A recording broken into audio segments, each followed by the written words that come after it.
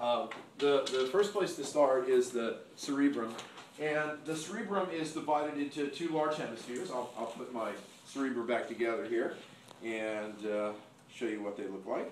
So two large hemispheres, a right and a left. Okay, these guys right here, cerebral hemispheres. The cerebral hemispheres are divided by an obvious large fissure. Right here, I'm kind of pulling it apart to show it to you. Right here, and that's called the longitudinal fissure because it goes that way. So if I separate the brain out just like that, we've made a mid-sagittal section of the brain.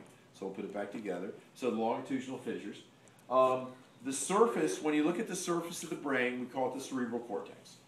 I liken it, a good way to think about it, perhaps another way to think about it, another analogy, it's just like the rind on an orange or something like that, is the cerebral cortex.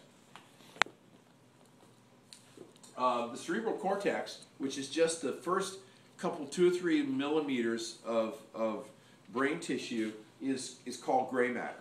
And the reason it's called gray matter is because the cerebral cortex is composed of neurons. And the neurons have no myelin covering or anything on them, so they're not white, right? So we call it the gray matter. So when somebody says use your gray matter, what they're saying is, use those neurons, use your brain, right? Maybe you've heard that term.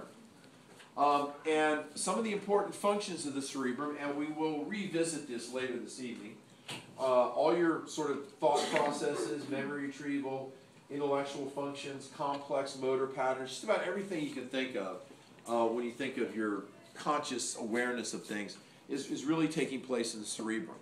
So the cerebrum is like the boss.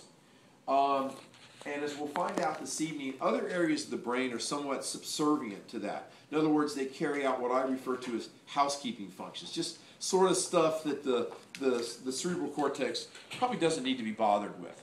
And actually, our brain has built-in filters. We probably experience things or have perceptions and things like that that really never kind of bubble to the surface. We never really become consciously aware of them. There's evidence with our